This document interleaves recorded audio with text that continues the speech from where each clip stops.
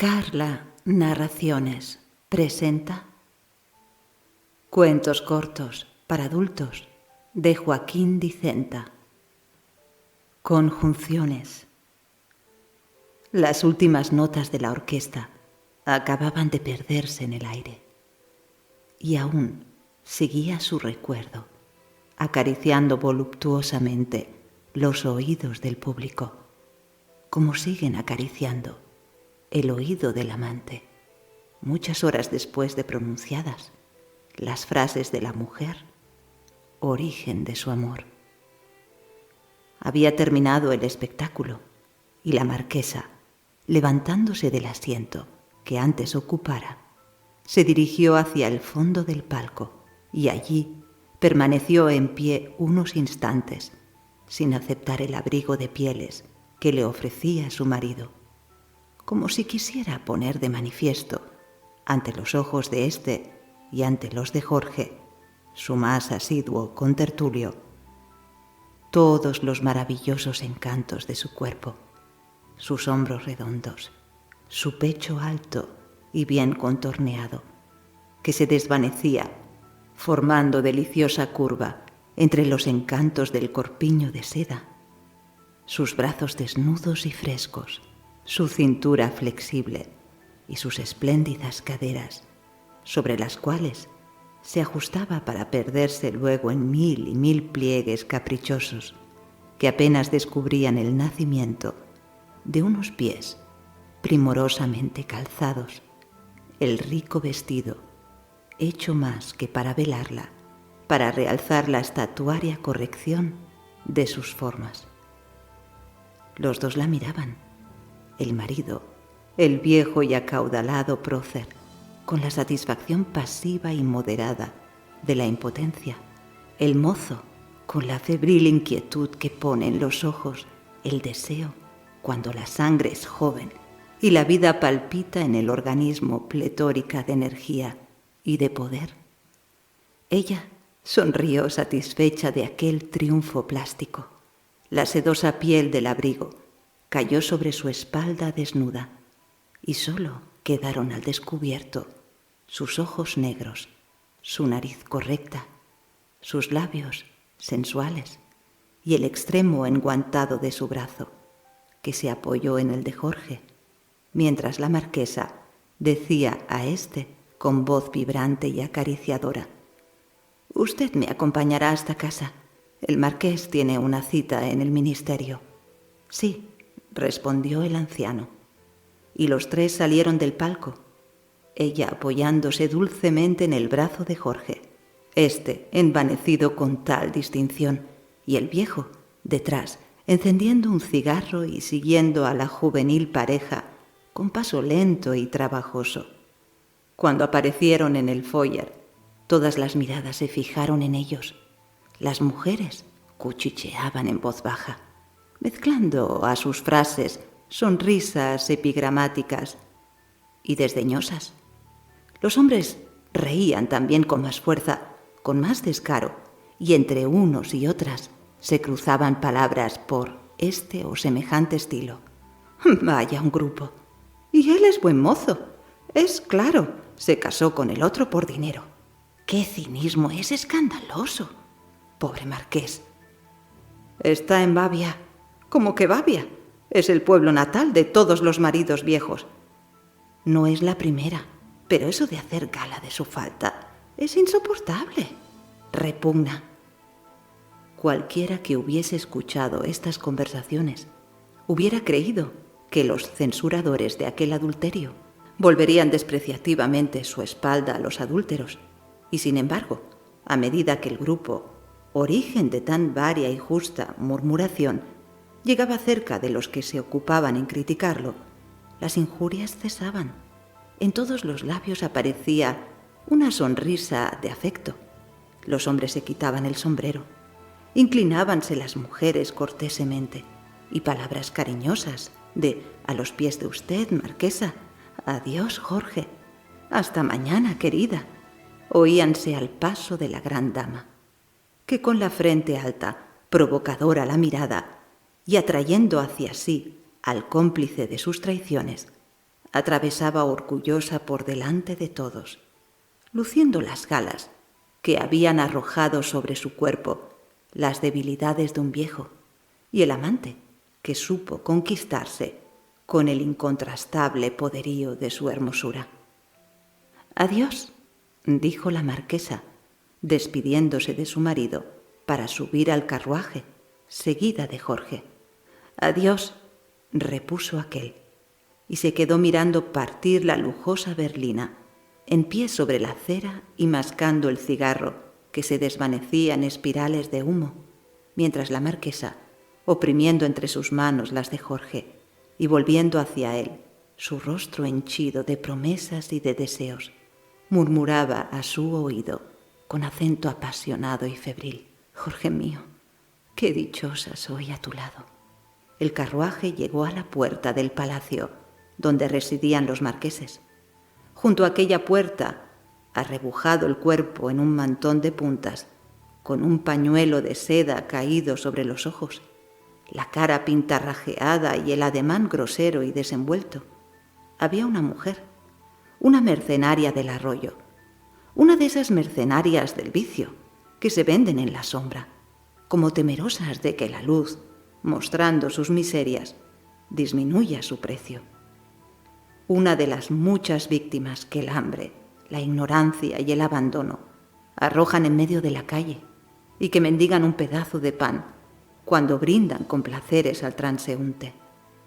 Aquella mujer se detuvo para hablar con alguien a tiempo que el coche de la marquesa paraba frente a los umbrales del palacio y el lacayo abría, sombrero en mano, la portezuela. «Hasta mañana», repuso la voz del joven desde el interior del carruaje, y la marquesa, saltando ligeramente al suelo, envuelta en pieles y sedas, tropezó con la miserable aventurera que la obstruía el paso. Las dos se miraron. Sus rostros, iluminados por los amarillos reflejos de un farol, se hallaron frente a frente, pintarrajeado y repugnante el uno, hermoso y atractivo el otro. El hombro de la aventurera rozó el cuerpo de la gran señora, y ésta, retirándose con asco, penetró en el anchuroso zaguán, exclamando en voz baja: «Esas mujeres están en todas partes. Debía procurarse que no tropezaran con ellas las personas decentes». Fin.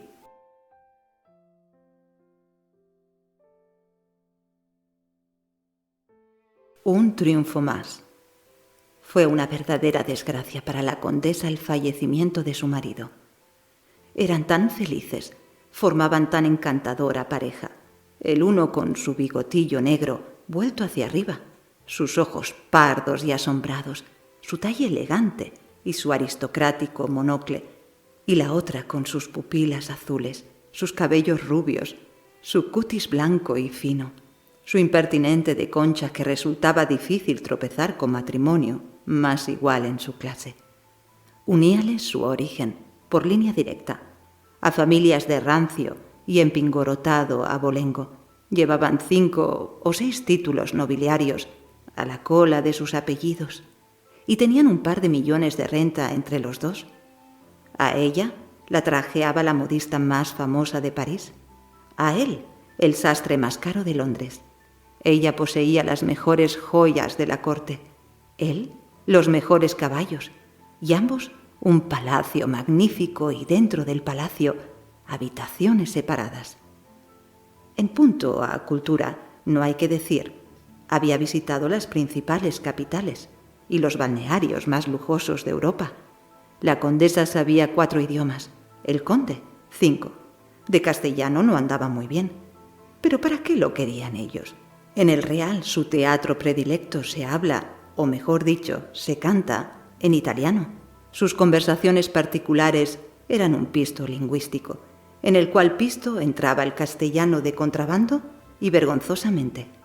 Cuando por casualidad o por compromiso veíanse obligados a asistir a los teatros serios donde se representa en español, sus nociones, aunque rudimentarias, eran suficientes a entender, ya que no comprender lo que los cómicos decían. En punto a lecturas tampoco echaban de menos el lenguaje patrio, porque la condesa no ojeaba más que La Mode de París y alguna novelita francesa también, y el conde la revista hípica que le remitían de Inglaterra todas las semanas. Tenía más que sobrado pasto para su entendimiento. Las facultades digestivas de sus cerebros no toleraban otro género de manjares. Aquellos dos seres, pues, habían llegado a compenetrarse, a formar un todo armónico y perfecto, y eso que los sentimientos, según y como los hombres de corazón los entienden, fueron parte mínima en su casorio. Aquel matrimonio estaba unido, no como se unen las almas, por leyes de afecto, como están unidos los ángulos complementarios, por leyes geométricas. Sin embargo, de esto, ¿se amaban el conde y la condesa? ¿Por qué no? Los hombres y las mujeres han empequeñecido el amor tanto que éste se halla al alcance de cualquiera que tiene novia y se casa con ella, o de cualquiera que tiene novio y se casa con él. No diré yo que este retrato sea la imagen de dos corazones que se confunden, pero ¿acaso pudiera ser el enlace de dos vanidades que se entienden? Decididamente el conde y la condesa se amaban. Dicha completa la suya, solo enturbiada por la marquesa de X, una muchacha muy rica, tan morena como rubia la condesa, idéntica a ella en gustos y en inclinaciones, y hecha disputarse el cetro de la hermosura por todos los medios y todos los sistemas que son de uso y costumbre en estos duelos de amor propio. Casó la condesa con un mozo joven y rico, noble y elegante, y la marquesa lo hizo al propio tiempo con otro que no le iba en zaga, dueñas de sus casas, hermosas y avarientas de goces. Trocóse en odio la rivalidad que antes las dividiera, y la una por tener mejores trajes que la otra por dar más fastuosos bailes que la una, las dos, en fin, por ser reinas de la moda, en la corte y fuera de la corte, gastaban sus rentas y empeñaban sus capitales con gran contentamiento de sus cónyuges, que rivales también, procedían sobre poco, más o menos, lo mismo. La marquesa había enviudado el año anterior.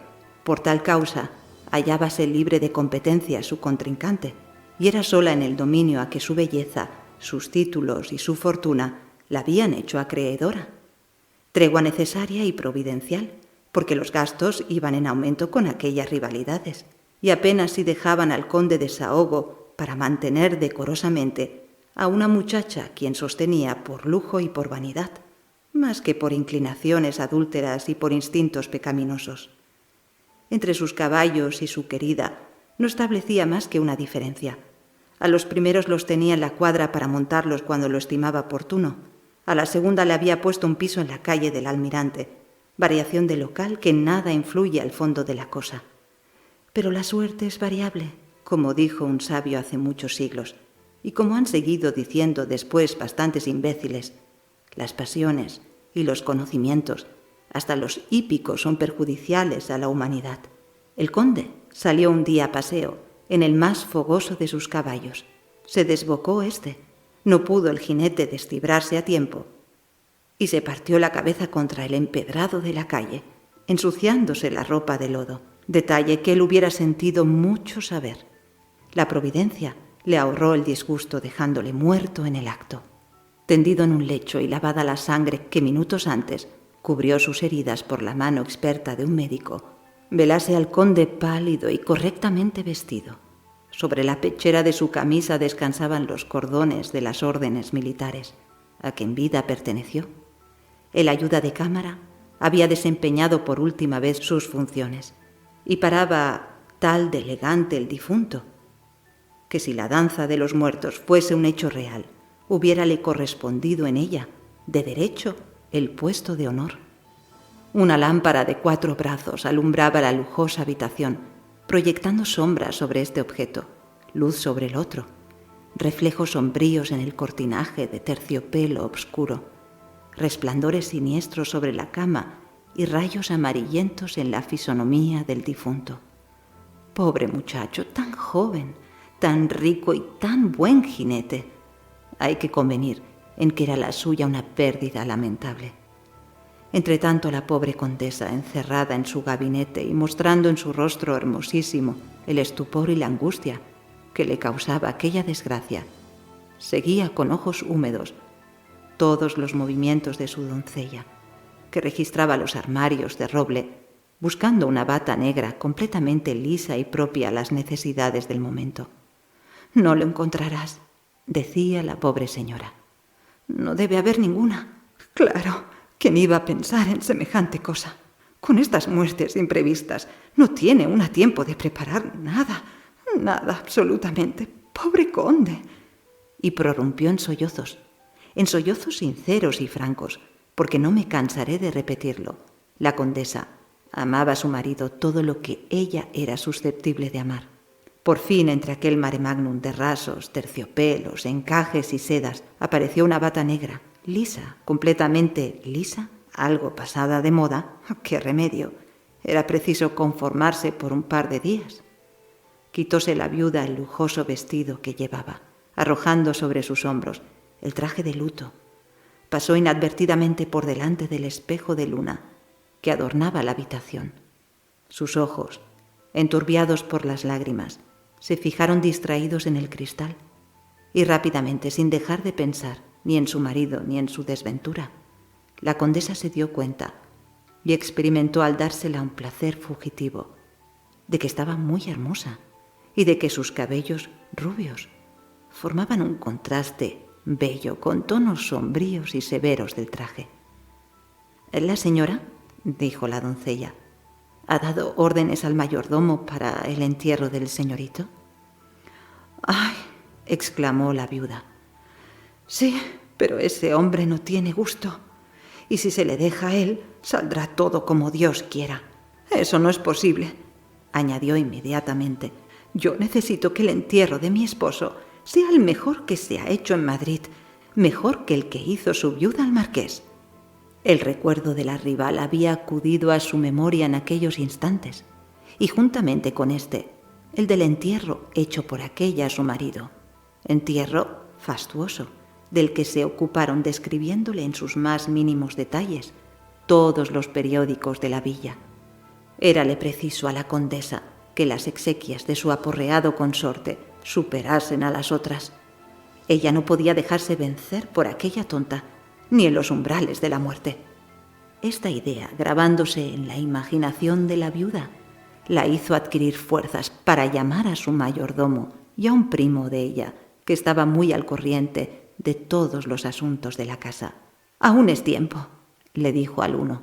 «Telegrafía a Valencia para que manden en el primer tren y a escape las mejores flores que encuentren allí. Un coche estufa lleno, cueste lo que cueste. Lo importante es que se encuentre aquí mañana. Usted», añadió dirigiéndose al mayordomo, «avisen la funeraria más de moda para que preparen el entierro más caro, que todos los coches de gala de la casa estén enlutados, que la servidumbre vista también los trajes de gala y se adorne con crespones negros. Tú», siguió volviéndose a su primo, «vete a los periódicos, que pongan una esquela mortuoria de los más grandes.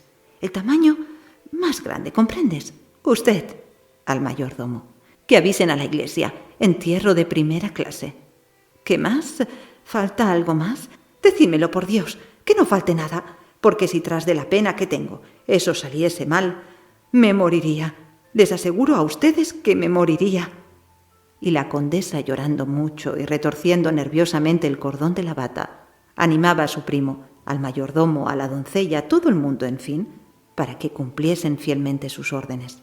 Durante 24 horas estuvo toda la casa en movimiento, criados que bajaban precipitadamente por las escaleras de servicio, palafreneros y mozos de cuadra limpiando los caballos, lustrando los coches, colocando gasas y crespones en los faroles, guarniciones y portezuelas, dependientes de la funeraria llevando a hombros inmensos cortinones de terciopelo negro, robustos e innumerables cirios, la repisa de peluches sobre la cual había de descansar el ataúd mismo, el ataúd que inspiraba deseos de morirse solo por el gusto de que le metieran a uno en él. Por las otras escaleras subían los sirvientes abrazadas, flores y más flores, blancas unas, rojas otras, de vivos y penetrantes perfumes, las más de ellas, rosas de té, rosas dobles, claveles, jacintos, un jardín de Valencia entero y verdadero que se desparramaba por los peldaños, por la antecámara, por los salones, hasta caer en un montón sobre la esterilla de una estancia, donde varias mujeres y algunos hombres tejían coronas, ramos, guirnaldas, canastillos, cuantos caprichos e inventos les proporcionaban sus facultades naturales y los adelantos de su industria. Todo aquello no tenía más que un objeto: enterrar dignamente al señor conde. Llegó por fin la hora de trasladar los restos del conde a la última morada. No he dicho restos mortales porque no tengo noticias de que su excelencia pudiera dejarlos inmortales, y por consiguiente sobra el término diferencial. Llegó la hora, el momento supremo, la salida del cadáver. Los carruajes de los invitados no cabían en la espaciosa calle. A la mitad de ellos les había sido preciso colocarse en las inmediatas, formando grupos animados por el palateo de los caballos, el jurar de los cocheros, las voces de los amos que los buscaban y el abrir y cerrar de las portezuelas. El coche fúnebre se hallaba a la puerta, un coche magnífico, de cuya arquitectura no podía darse cuenta porque estaba materialmente cubierto de flores, de coronas y de cintajos. 8 caballos, lujosamente enjaezados, tiraban de él. Al lado de cada caballo había un palafranero, ostentando sobre su cuerpo la enlutada librea de la casa y la blanca aristocrática peluca, que formaba un contraste grotesco con aquellas fisonomías innobles y rústicas. Detrás del carro mortuorio iban las carrozas de gala de la casa, la servidumbre entera, y luego coches y más coches, todos los coches propios de Madrid, a no dudarlo. Bajaron el ataúd a hombros por la espaciosa escalera del palacio, cubierta de flores, lo mismo que el portal y que las baldosas de la calle. Lo depositaron en el carro con gran respeto.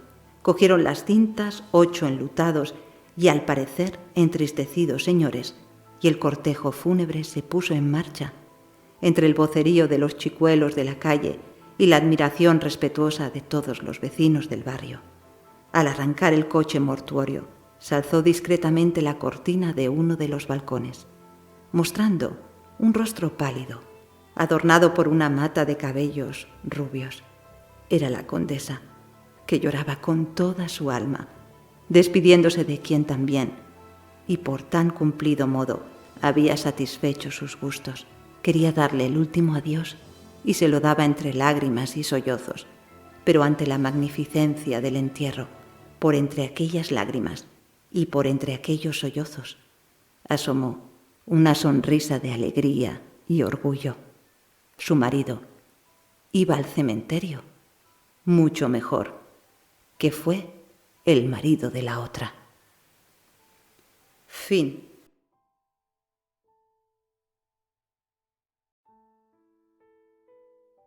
Un idilio en una jaula.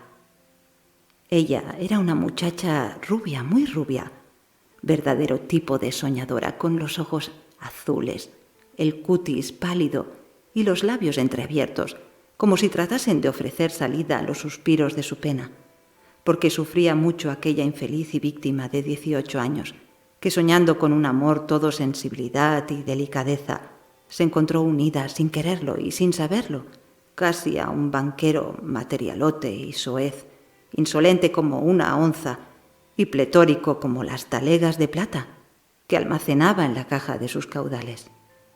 La boda fue uno de esos contratos brutales que se conciertan a espaldas de la ley y que la ley sanciona luego tranquilamente. Dolores era hermosa, el banquero rico y los padres de la muchacha pobres y egoístas. El trato se hizo pronto. Toma su belleza y abre tu bolsa, dijeron los padres de la niña, y previa la bendición de un clérigo, arrojaron a su hija en los brazos del adinerado traficante. Aquel abrazo tronchó la existencia de la joven, como troncha la mano grosera del patán una flor delicada, y Dolores se iba muriendo poco a poco, a semejanza de las flores que se marchitan, derramando perfumes que nadie se cuidaba de recoger. Se iba muriendo, y avara de encontrar algo bello, armonioso y dulce en derredor suyo, Tenía en su gabinete una pajarera y se pasaba las horas muertas delante de ella, oyendo los trinos de sus canarios, única nota de poesía que vibraba en aquel hogar repleto de lujo y falto de ternura. Cuánto quería a sus compañeros de esclavitud, aquella mujer. 1000 veces me detuve yo, su hermano más que su amigo, en el centro de la habitación para contemplar a Dolores, que puesta en pie delante de su querida jaula, inclinada sobre los alambres y mostrando en su rostro cierta satisfacción melancólica, seguía con ojos curiosos los múltiples y ágiles movimientos de aquellos preciosos animales que ya saltaban por entre los barrotes de su cárcel, ya esponjaban sus plumas en la bañera de metal, ya elevaban sus dulces trinos al espacio, ya picoteando los granillos del alpiste esparcidos por el suelo de su vivienda, se perseguían los unos a los otros con un rumor continuo de gorjeos y de alas, alegres en su cautiverio, más alegres aún porque su zambra retozona distraía las angustias y los pesares de su dueña. En ocasiones, sintiéndome envidioso de los que me ayudaban a endulzar la agonía de aquella hermosa criatura, protestaba de su preferencia por los canarios, y Dolores, volviéndose hacia mí y riendo con la risa amarga y silenciosa propia a los desgraciados, me decía: «Si supiesen lo que valen, no les harías objeto de tu rivalidad. Estos alambres componen el límite de un mundo pequeñito, donde se realizan escenas de ventura, como las que yo he soñado en momentos felices, que por ser felices huyeron pronto. Todas estas cabezas menudas, revoltosas, flexibles, donde brillan los ojos, como cuentas de azabache dotadas de visualidad, piensan, coordinan ideas, reflexionan, y todos esos corazones diminutos que dan vida y calor al rizado plumaje de sus dueños, sienten más hondo que los hombres y saben amar mejor que ellos». «No te rías», gritaba Dolores al ver un gesto de incredulidad en mis labios. «No te rías. Yo he sido testigo presencial de un hecho que prueba hasta qué punto son capaces de sacrificarse por el ser amado, estos bicharracos inaguantables, como los llama mi marido». Y así, diciendo para vencer mis dudas, me refirió cierta noche una historia breve y grande a un tiempo, la cual historia quiero estampar en letras de molde, como tributo rendido a la memoria de aquella mujer que ya no existe. Eran dos: la hembra fina, pequeña, con el plumaje blanquinoso, el pico menudo y las patillas sonrosadas; el macho más grande, más fuerte, con la cabeza adornada por un moño de color de oro. Era un cantor infatigable y un amante rendido y leal. Siempre estaban juntos, allí en lo alto de la pared. Construían todos los años un nido chiquitito, como si tuviesen afán de separarse lo menos posible, y vivían felices, como viven los que se aman, como yo he soñado vivir, como ya no viviré nunca.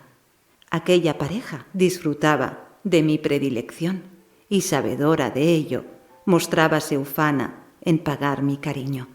Al solo anuncio de mi voz, acudían a los barrotes de la jaula, con los picos entreabiertos, para darme la bienvenida y recoger, picoteando sobre mis labios, mi saludo.